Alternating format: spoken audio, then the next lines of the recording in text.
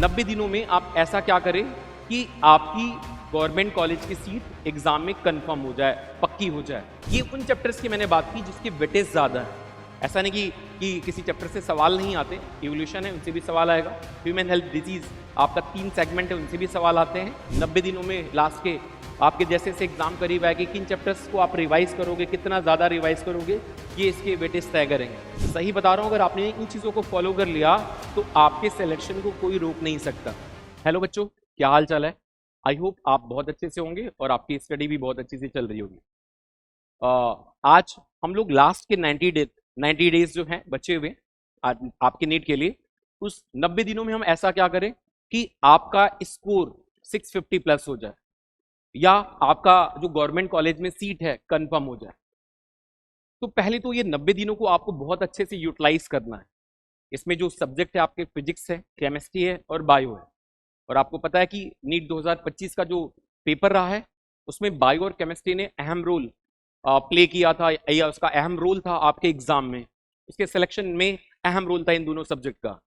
Bio का हमेशा से रोल बहुत ज्यादा रहा है, ठीक है, और उसके बाद केमिस्ट्री, उसके बाद फिजिक्स। वैसे रोल हर तीनों सब्जेक्ट का है, लेकिन अगर आपने बायो खराब कर दी तो आप सिलेक्शन से दूर चले गए। तो लास्ट के 90 दिनों में आप ऐसा क्या करें कि आपकी गवर्नमेंट कॉलेज की सीट एग्जाम में कंफर्म हो जाए, पक्की हो जाए, कि आपको दोबारा प्रिपरेशन ना करना पड़े। जो हर एक एस्पिरेंट्स की क्या होता है, ये सपना होता है कि उसको दोबारा अब प्रिपरेशन ना करना पड़े। तो मैं कुछ छोटी छोटी बातों का आपको बातों के बारे में बताऊंगा, जिन बातों को आपको ध्यान देना है, जिससे आपकी प्रिपरेशन थोड़ी सी आसान हो पाएगी और आपके सिलेक्शन के चांसेस बढ़ पाएंगे। जैसे कि मैं अगर बात करूं बायो की, बायो हमेशा से स्कोरिंग रहा है, बायो हमेशा से आपके लिए सिलेक्शन के लिए इंपॉर्टेंट रहा है। तो बायोलॉजी में मैं कुछ चैप्टर्स की बात करूं जिनके वेटेज बहुत ज्यादा है, और ऐसे ही हम केमिस्ट्री फिजिक्स के चैप्टर्स की भी बात करेंगे जो आपके एग्जाम के पॉइंट ऑफ व्यू से बहुत ज्यादा इंपॉर्टेंट है। बायोलॉजी में अगर हम उन चैप्टर्स की मैं बात करूं, बायोलॉजी में अगर मैं उन चैप्टर्स की बात करूं कि जो चैप्टर्स आपके लिए बेहद इंपॉर्टेंट है, जैसे अगर हम बात करते हैं बायोलॉजी में जिन चैप्टर्स की इंपॉर्टेंस बहुत ज्यादा है, तो सबसे पहले जो चैप्टर्स आपके लिए बेहद इंपॉर्टेंट है, बायोटेक्नोलॉजी। बायोटेक्नोलॉजी पूरी पूरी यूनिट ही आपके लिए बेहद इंपॉर्टेंट है, बायोटेक्नोलॉजी। और इस चैप्टर के भी 2 पार्ट है, एक प्रिंसिपल एंड प्रोसेस, चैप्टर का नाम है प्रिंसिपल एंड प्रोसेस, और दूसरा अगर हम बात करेंगे बायोटेक्नोलॉजी इट्स एप्लीकेशन। पूरे बायोलॉजी में कंटेंट वाइज सबसे कम कंट्रीब्यूशन इसका है, कंटेंट की बात करेंगे सबसे कम कंट्रीब्यूशन इसका है। लेकिन अगर हम क्वेश्चंस, नंबर ऑफ क्वेश्चंस की बात करेंगे, सबसे ज्यादा कंट्रीब्यूशन इसका है, लगभग 10 से लेके 15 सवाल तक भी एग्जाम में आए इन 2 चैप्टर से। और सबसे खास बात, सारे के सारे सवाल ना आपके एनसीईआरटी के आते हैं, आउट ऑफ एनसीईआरटी से कोई भी सवाल आपका एग्जाम में नहीं आता। इसके बाद अगर हम सेकेंड यूनिट्स की बात करेंगे जो इंपॉर्टेंट है बायोलॉजी में, जेनेटिक्स। जेनेटिक्स में भी 2 सेक्शन है। जेनेटिक्स में भी 2 सेक्शन है, एक मेंडेलियन जेनेटिक्स, एक मेंडेलियन जेनेटिक्स, और दूसरा जो चैप्टर है molecular basis of inheritance. Molecular basis of inheritance, molecular basis of inheritance. मैं उन चैप्टर्स की बात कर रहा हूं बायोलॉजी में जिसके वेटेज ज्यादा है। लास्ट के 90 दिनों में किन चैप्टर्स को आप बहुत अच्छे तरीके से करोगे, आपके रिवीजन का सीक्वेंस क्या होगा। इसके बाद अगर हम बात करते हैं जो थर्ड चैप्टर्स बायोलॉजी में, अगर हम कॉमन की बात करेंगे, बायोमोलिक्यूल। अच्छा, बायोमोलिक्यूल एक ऐसा चैप्टर है जो केमिस्ट्री में 12th में और बायोलॉजी में 11th के एनसीईआरटी में। बायोमोलिक्यूल केमिस्ट्री और बायोलॉजी का अलग नहीं है, थ्योरेटिकल अगर हम बात करेंगे वो सारी बायोलॉजी है, बायोलॉजी में वो सारे सिलेबस को कवर करती है। केमिस्ट्री की बात करेंगे, मेनली उसमें कुछ रिएक्शंस है जो आपके लिए इंपॉर्टेंट है, जैसे amino acids, essential non essential amino acids आपके लिए इंपॉर्टेंट है, इसी सेगमेंट में ये पूछा जाता है। तो ये चैप्टर भी बेहद इंपॉर्टेंट है। इससे भी आप देखोगे, इससे भी लगभग 8 से 9 सवाल आते हैं, इससे भी आप देखोगे 2 से लेकर 3 सवाल आ जाते हैं exam, 2 to 3 questions coming from आपका प्रीवियस एग्जाम। इसके बाद बायोमोलिक्यूल्स के बाद अगर हम बात करते हैं जो 4th चैप्टर आपके लिए इंपॉर्टेंट है, ह्यूमन फिजियोलॉजी। ह्यूमन फिजियोलॉजी कहने को तो ये एक यूनिट है, लेकिन इसके भी कई सारे चैप्टर्स हैं ह्यूमन फिजियोलॉजी के। जैसे ह्यूमन फिजियोलॉजी की बात करेंगे, इसमें चैप्टर की शुरुआत होती है ब्रीदिंग गैसेस सेक्शन से। उसके बाद अगर हम बात करेंगे बॉडी फ्लूइड सर्कुलेशन, उसके बाद अगर हम बात करते हैं excretory product and their elimination, locomotion movement, neural control coordination, chemical coordination and integration, और इवन 12th का जो चैप्टर है ह्यूमन रिप्रोडक्शन और रिप्रोडक्टिव हेल्थ भी इसी में इंक्लूडेड है। इनसे भी आप देखोगे लगभग आप 12 से 16 सवाल एग्जाम में इससे आते हैं। 12 से लेके 15 सवाल तो एग्जाम में आ ही जाते हैं। ये मिनिमम मैक्सिमम लिमिट की हम यहाँ पे बात कर रहे हैं ह्यूमन फिजियो से जो सवाल आते हैं, ठीक है। इसके बाद जो नेक्स्ट यूनिट आपके लिए इंपॉर्टेंट है बायोलॉजी में, अगर हम बात करते हैं प्लांट फिजियो, प्लांट फिजियो ये भी आपके लिए इंपॉर्टेंट यूनिट है, यानी दोनों प्लांट फिजियो और साथ साथ एनिमल फिजियो। इसके अलावा एनिमल किंगडम, इससे भी 2 से 3 सवाल आ जाते हैं। मैच द फॉलोइंग नया ट्रेंड आया है एग्जाम से, इससे सवाल आते हैं। इसके बाद अगर हम बात करते हैं प्लांट किंगडम, इनसे भी सवाल कंफर्म इस टॉपिक से सवाल आते हैं। प्लांट किंगडम के बाद नेक्स्ट अगर हम बात करते हैं आपका जो छोटा सा चैप्टर है, आप देखोगे वहां पे रिप्रोडक्टिव हेल्थ, इससे भी कंफर्म सवाल आते हैं रिप्रोडक्टिव हेल्थ। तो ये उन चैप्टर्स की मैंने बात की जिसकी वेटेज ज्यादा है। ऐसा नहीं कि किसी चैप्टर से सवाल नहीं आते, इवोल्यूशन है उनसे भी सवाल आएगा, ह्यूमन हेल्थ डिजीज आपका 3 सेगमेंट है उनसे भी सवाल आते हैं, थ्योरेटिकल है, ठीक है, वो भी इंपॉर्टेंट है। ह्यूमन हेल्थ एंड डिजीज अगर हम बात करेंगे, human health and disease, health and disease, तो ये मैंने कुछ सेगमेंट की बात की जिनसे सवाल कंफर्म आते ही आते हैं। बायोलॉजी की ये आपके लिए इंपॉर्टेंट टॉपिक है, ठीक है, ह्यूमन हेल्थ। और एक लास्ट अगर हम बात करेंगे एवोल्यूशन, एवोल्यूशन हुआ। इसके अलावा अगर हम बात करेंगे बायोडाइवर्सिटी हुआ, बायोडाइवर्सिटी, इनसे सवाल हर साल लगभग कंफर्म होते हैं, इन टॉपिक से सवाल पूछे ही पूछे जाते हैं। तो बायोलॉजी के मैंने 10 टॉपिक इंक्लूडिंग जूलॉजी बॉटनी, मैंने उन टॉपिक्स के नाम आपके सामने लिखे जिनसे सवाल एग्जाम में हर साल आते हैं। और ये आपके रिवीजन का सीक्वेंस भी होना चाहिए कि अगर हम बात करते हैं सबसे पहले बायोटेक्नोलॉजी, उसके बाद जेनेटिक्स, जेनेटिक्स के बाद biomolecule, human physio, then plant physio, animal kingdom, plant kingdom, reproductive health, health and disease, evolution and then biodiversity आपके चैप्टर्स रहे। इसके बाद अगर हम बात करते हैं केमिस्ट्री के, केमिस्ट्री के किन चैप्टर्स पे आपका फोकस ज्यादा होगा। केमिस्ट्री के अगर हम चैप्टर्स की बात करते हैं तो वैसे तो केमिस्ट्री में आप देखोगे 3 सेगमेंट होते हैं, तीनों सेगमेंट के तरीके अलग अलग है, अप्रोच अलग अलग है। ऑर्गेनिक केमिस्ट्री, इनऑर्गेनिक केमिस्ट्री आपको याद ही करना है, फाइनली रेजेंट आपको याद होने चाहिए, इंफॉर्मेटिव टॉपिक्स होते हैं आपको ये फाइनली याद ही होना चाहिए। फिजिकल की अप्रोच थोड़ी फिजिक्स जैसी है, उसमें फॉर्मूले होते हैं, केस होते हैं, वो आपके लिए इंपॉर्टेंट है। तो केमिस्ट्री में अगर हम बात करेंगे सेगमेंट वाइज, तो अगर हम सबसे पहले अगर हम बात करेंगे ऑर्गेनिक सेगमेंट में जिन चैप्टर्स की इंपॉर्टेंस सबसे ज्यादा है ऑर्गेनिक केमिस्ट्री की अगर हम बात करें, या अगर हम बात करेंगे इनऑर्गेनिक केमिस्ट्री की, या अगर हम बात करेंगे इनऑर्गेनिक केमिस्ट्री के किन चैप्टर्स की इंपॉर्टेंस सबसे ज्यादा। इसके अलावा अगर हम बात करेंगे फिजिकल केमिस्ट्री, इनमें किन चैप्टर्स की इंपॉर्टेंस सबसे ज्यादा है, फिजिकल केमिस्ट्री। तो अगर हम ऑर्गेनिक केमिस्ट्री के चैप्टर्स की बात करते हैं, जो सबसे ज्यादा इंपॉर्टेंट इसमें चैप्टर्स है रिएक्शन मैकेनिज्म, और रिएक्शन मैकेनिज्म ये चैप्टर आपके लिए बेहद इंपॉर्टेंट है। इसमें आपको एप्लीकेशंस हैं, अगर इफेक्ट्स की बात करें, इंडक्टिव इफेक्ट, रेजोनेंस हुआ, मेसोमेरिक इफेक्ट हुआ, इनकी एप्लीकेशन, टाइप्स ऑफ रिएक्शंस, ये सारी चीजें इसमें इंक्लूडेड है। इसके बाद अगर हम सेकंड इसके ऑर्गेनिक केमिस्ट्री में अगर हम बात करते हैं, तो जितने भी कार्बोनिल कंपाउंड वाले, कार्बोनिल कंपाउंड वाले जो भी कंपोनेंट है, इसमें CO ग्रुप आता है। इसके अलावा एसिड एंड इट्स डेरिवेटिव, ये आपके लिए बेहद इंपॉर्टेंट। साथ साथ आप देखो कि बायोमोलिक्यूल आपके केमिस्ट्री में ये भी बेहद आपके लिए इंपॉर्टेंट है, जो चैप्टर्स अगर हम ऑर्गेनिक केमिस्ट्री की बात करें, ये यूनिट्स है, लिखने को तो मैंने 3 4 5 पॉइंट में समेट दिया, लेकिन इन चैप्टर्स की अगर हम बात करेंगे इसमें ढेर सारी चीजें हैं जो आपको कवर करनी रहेंगी। इसके बाद अगर हम इनऑर्गेनिक केमिस्ट्री की बात करेंगे, इसमें जिन चैप्टर्स की इंपॉर्टेंस सबसे ज्यादा है, सबसे पहला जो चैप्टर्स आपके लिए इंपॉर्टेंट है इसमें अगर हम बात करते हैं केमिकल बॉन्डिंग, केमिकल बॉन्डिंग। वैसे केमिकल बॉन्डिंग का यूज कई जगह है, कॉमन सा चैप्टर है। इसके अलावा periodic table, periodic table, periodic table and periodic property, periodic property, ये चैप्टर्स आपके लिए बेहद इंपॉर्टेंट। इसके अलावा तीसरे अगर हम सेगमेंट की बात करेंगे, पी ब्लॉक, पी ब्लॉक वाले जितने भी एलिमेंट हैं इससे रिलेटेड सारी बातें आपके लिए इंपॉर्टेंट है। इसके अलावा अगर हम बात करेंगे डी ब्लॉक, और यहीं पे आपको कोऑर्डिनेशन केमिस्ट्री, इससे भी आप देखोगे सवाल हर साल लगभग फिक्स होते हैं। कोऑर्डिनेशन केमिस्ट्री, ये इनसे सवाल लगभग फिक्स होते हैं।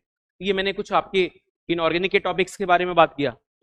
फिजिकल टॉपिक्स की अगर हम बात करेंगे, फिजिकल टॉपिक्स में सबसे ज्यादा जो इंपॉर्टेंट है अगर आप देखोगे इक्विलिब्रियम, इक्विलिब्रियम इसमें आयनिक इक्विलिब्रियम और केमिकल इक्विलिब्रियम, इसमें आयनिक इक्विलिब्रियम और केमिकल इक्विलिब्रियम, ये दो चैप्टर्स का कॉम्बिनेशन होता है, इसको इक्विलिब्रियम के नाम से जानते हैं। इसके बाद इलेक्ट्रोकेमिस्ट्री, इसके बाद इलेक्ट्रोकेमिस्ट्री, इसके बाद अगर हम बात करेंगे थर्मोकेमिस्ट्री, इसके बाद अगर हम बात करेंगे थर्मोकेमिस्ट्री, इलेक्ट्रोकेमिस्ट्री, थर्मोकेमिस्ट्री। इसके बाद अगर हम बात करते हैं छोटा सा चैप्टर है redox, redox reaction, redox reaction, ये फिजिकल केमिस्ट्री में भी इसका यूज होता है, आप इक्विवेलेंट वेट वगैरह में भी इसका यूज होता है, इसीलिए ये टॉपिक्स आपके लिए इंपॉर्टेंट हो जाता है। तो मैंने केमिस्ट्री के कुछ चैप्टर्स की बात की जो आपके एग्जाम के पॉइंट ऑफ व्यू से लास्ट के जो आपके 90 डेज बचे हुए हैं उनको ये चैप्टर्स आपको अच्छे से रिवाइज करना है। इसके बाद अगर हम फिजिक्स के चैप्टर्स की बात करें, फिजिक्स में जो जो चैप्टर्स आपके लिए इंपॉर्टेंट है उनकी अगर मैं लिस्ट की बात करूं तो फिजिक्स में वैसे तो जो टॉपिक्स है आपको पढ़ने सब है, लेकिन लास्ट के दिनों में 90 दिनों में लास्ट के आपके जैसे से एग्जाम करीब आएगी, किन चैप्टर्स को आप रिवाइज करोगे, कितना ज्यादा रिवाइज करोगे, ये इसके वेटेज तय करेंगे। इसमें जो सबसे ज्यादा वेटेज होता है फिजिक्स में मॉडर्न फिजिक्स, ये चैप्टर्स अगर हम बायो बैकग्राउंड वाले बच्चे के लिए बात करेंगे ना, चैप्टर आसान होता है, बहुत न्यूमेरिकल का झंझट नहीं होता, ठीक है, तो आपके लिए चैप्टर्स करना आसान है, श्योर शॉर्ट होता है, इनसे सवाल आते ही आते हैं। मॉडर्न फिजिक्स के बाद अगर हम बात करेंगे सेमीकंडक्टर आपके लिए इंपॉर्टेंट हो जाता है, सेमीकंडक्टर, सेमीकंडक्टर। इसके अलावा अगर हम बात करेंगे न्यूक्लियर फिजिक्स, इसके अलावा अगर हम बात करेंगे न्यूक्लियर फिजिक्स, ये इंपॉर्टेंट हो जाता है। फोर्थ अगर हम बात करेंगे न्यूक्लियर फिजिक्स के अलावा wave optics, wave optics, young double split model वाला जो सवाल आता है, काफी सवाल आता है हर साल, ये इस टॉपिक से सवाल आते हैं। वेव ऑप्टिक्स के बाद अगर हम बात करते हैं ये यहाँ पे थर्मोडायनेमिक्स, थर्मोडायनेमिक्स, थर्मोडायनेमिक्स। इसके अलावा अगर हम बात करेंगे रे ऑप्टिक्स, रे ऑप्टिक्स। इसके अलावा अगर हम बात करेंगे रोटेशनल मोशन, रोटेशनल मोशन, जिनसे सवाल कंफर्म है हर साल लगभग आते हैं। रोटेशनल मोशन के अलावा अगर हम बात करेंगे, रोटेशनल मोशन के अलावा जो जिनसे सवाल आते हैं, इसके अलावा वेव, आपका 8 जो टॉपिक है वेव्स, इनसे सवाल आते ही आते हैं। तो ये मैंने कुछ टॉपिक्स की बात की जो फिजिक्स में बेहद इंपॉर्टेंट है, जिससे सवाल कंफर्म है आते हैं, और ये लास्ट के दिनों में आपके लिए ये चैप्टर इंपॉर्टेंट हो जाते हैं। तो वैसे आपको तीनों सब्जेक्ट को बहुत अच्छे से करना है। तो मैंने वैसे फिजिक्स में, केमिस्ट्री में, बायो में जो टॉपिक इंपॉर्टेंट है, जिनका वेटेज ज्यादा है, उस वेटेज के हिसाब से मैंने बात की। वैसे लास्ट के 90 दिनों में आपको क्या क्या चीजें करनी है उसके बारे में भी मैं थोड़ी सी बातें बता दूं। ये तो मैंने कुछ चैप्टर्स के बारे में आपको बताएं कि इन चैप्टर्स में ऐसे ऐसे आपको इस सीक्वेंस में इस चैप्टर्स को करना है। 90 दिनों में बेटा सबसे ज्यादा जो इंपॉर्टेंट है, क्योंकि देखो आपके पास समय कम है, समय कम होते हुए आपको पढ़ाई भी करनी है, चैप्टर्स को अच्छे से पढ़ना भी है। न्यूमेरिकल या जो भी, जैसे फिजिक्स की बात करेंगे, फिजिकल केमिस्ट्री की बात करेंगे, तो न्यूमेरिकल प्रैक्टिस भी आपके लिए जरूरी है, और साथ साथ आपको टेस्ट देना भी जरूरी। आप नीट की एग्जाम, जेई की एग्जाम या कोई कॉम्पिटिटिव एग्जाम बिना टेस्ट प्रैक्टिस से नहीं दे सकते। तो आपको क्या करना है इस 90 दिनों में, जैसे आपके पर डे जो भी आपके टाइम ड्यूरेशंस हैं, तो आपको पूरे दिन का जो टाइम है ना, उसको ना 3 सेगमेंट में डिवाइड करना, 45, 45 और 10। यानी आपका दिन का जो 24 घंटे है, आप अगर 8 घंटे सोने में, 6 घंटे सोने में आप निकाल देते हो, जो रिमेनिंग टाइम है उसका 40% जो टाइम है ना, आप किस में दोगे, थ्योरी में दोगे। 45% आप जो भी आपकी थ्योरी है, चाहे वो नोट्स होगी, ठीक है, या आपके मॉड्यूल होगी, जो भी चीजें आपको पढ़नी है, या हो सकती हो उस टॉपिक से रिलेटेड एनसीईआरटी ही क्यों ना हो, क्योंकि बायोलॉजी में एनसीईआरटी आपके लिए बेहद इंपॉर्टेंट है। तो आपको इसको भी साथ साथ पढ़ते हुए चलना है, कोई टॉपिक आप पढ़ रहे हो तो आपका दिन का जो 45% टाइम है ना, आप नोट्स, मॉड्यूल और एनसीईआरटी पढ़ने में आप दोगे। बाकी जो 45% जो आपका टाइम है, अगर हम बात करेंगे जो 45% रिमेनिंग टाइम है, यहाँ पे आप क्वेश्चंस की प्रैक्टिस करो, यहाँ पे आप क्वेश्चंस की प्रैक्टिस करो। क्वेश्चंस प्रैक्टिस के लिए आप सबसे पहले, अगर हम बात करेंगे क्वेश्चन प्रैक्टिस के लिए, सबसे पहले आप पीवाईक्यू फॉलो करोगे, जितने प्रीवियस एग्जाम के सवाल है। देखो पीवाईक्यू आपको इतनी बार लगा लेना है कि आपको ना लगभग उसके आंसर तो याद हो ही जाने चाहिए। आपको आंसर याद नहीं करके जाना है, लेकिन आपने अपने पुराने ईयर के सवालों को इतनी बार लगाया है, इतनी बार गोज थ्रू गए कि आपको सारे सवालों के जवाब पता है, ठीक है। तो उसमें अगर वेरिएशंस होता है तो उसके अकॉर्डिंग आप करोगे।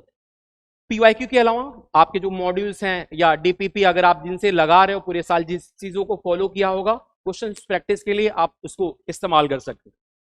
इसके अलावा जो 10% आपके दिन का है, जो 10% आपके दिन का है, ये जो 10% जो टाइम है आपका, इसको आप टेस्ट की प्रैक्टिस में दो। इसमें टेस्ट की प्रैक्टिस करो। अब ये टेस्ट की प्रैक्टिस हो सकता हो आपको कोचिंग पे जाना हो, ऑफलाइन टेस्ट देना पड़े तो ऑफलाइन टेस्ट दो। हो सकता है आपको घर पे बैठना है या उसको ऑनलाइन मोड में आप टेस्ट देना चाहते हो, ऑनलाइन मोड में दो।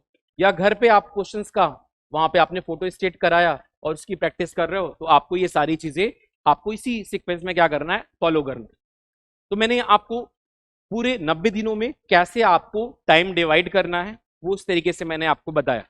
आपको ये फॉर्मूला 45-45:10 का, आपको 40% जो टाइम है अपने थ्योरी में, मॉड्यूल में, एनसीईआरटी में, नोट्स में देना है। आप किसी भी सब्जेक्ट में, फिजिक्स में, केमिस्ट्री में, बायोलॉजी में करो। दूसरा जो 45% है ना, आपको ये पीवाईक्यू और मॉड्यूल डीपीपी जो भी आपको मिला है उन सारे क्वेश्चनों को इस तरीके से सॉल्व करना। बाकी 10% जो आपका है ना, आपको ना पर डे या जो भी आपके दिन के 24 घंटे हैं उनमें से जो भी आप टाइम ड्यूरेशन निकाल रहे हो सोने के बाद, आप इसके बाद वो ऑफलाइन टेस्ट जाओगे, हो सकता है सेंटर पे देना पड़े, या ऑनलाइन मोड में आप टेस्ट दो, या क्वेश्चंस की पेपर की फोटोकॉपी करके आप घर पे टाइमर लगा के क्वेश्चन की प्रैक्टिस करो। बेटा सही बता रहा हूं, अगर आपने इन चीजों को फॉलो कर लिया तो आपके सिलेक्शन को कोई रोक नहीं सकता। आपको टेंशन नहीं लेना है, घबराना नहीं है, बस जो चीजें मैंने आपको बता रखा है उसी को फॉलो करते हुए चलना है। अगर आपने इन चीजों को फॉलो कर लिया तो धीरे धीरे आपके अंदर से डर देखो खत्म हो जाएगा। देखो यार, कंपटीशन की तैयारी कर रहे हो, आपने पहली बार बोर्ड का पेपर दिया होगा ना, तो भी डर लगा होगा। तो देखो डर स्वाभाविक होता है। ऐसा नहीं कि आप कोई काम करने जा रहे हो या कोई नया काम करने जा रहे हो या कंपटीशन देने जा रहे हो, कॉम्पिटिटिव एग्जाम देने जा रहे हो, डर ना लगे। लेकिन इस डर में आपको ना परफॉर्मेंस देनी, अच्छी देनी है इसमें परफॉर्मेंस, क्योंकि ये ऐसी एग्जाम होती है कि क्योंकि देखो प्रेशर तो सारे एस्पिरेंट पे, जो आपका 22 लाख 25 लाख फॉर्म पड़ेंगे ना, उन सारे स्टूडेंट पे तो एक जैसा प्रेशर होगा। अभी इन प्रेशर में जो स्टूडेंट जितना बेहतर परफॉर्म कर पाएगा, जाहिर सी बात है वो बच्चा उतना बढ़िया होगा। तो इसके लिए आपको इन चीजों को फॉलो करना है। इस 90 दिनों में पढ़ाई के अलावा बेटा आपको कोई काम नहीं करना है। मैंने चैप्टर्स के वो सीक्वेंस आपको बताया, फिजिक्स में, केमिस्ट्री में, बायो में, आपको उन चीजों को फॉलो करना है। बस आपने अगर ये 90 दिनों में इसको अच्छे से स्ट्रिक्टली फॉलो कर दिया तो मैं आपसे गारंटी बता रहा हूं कि मेडिकल कॉलेज में आपकी एक सीट पक्की। तो मैं बहुत ज्यादा आपका समय नहीं लूंगा, मैंने वो चैप्टर्स के सीक्वेंसेस आपको बता दिए और किन चीजों का आपको ध्यान रखना है उसके बारे में मैंने थोड़ा सा आपको आइडिया दे दिया। ठीक है, तो मिलते हैं बेटा एग्जाम क्रैक करने के बाद आप विक्ट्री सेलिब्रेशन में। ओके बेटा, बेस्ट ऑफ लक।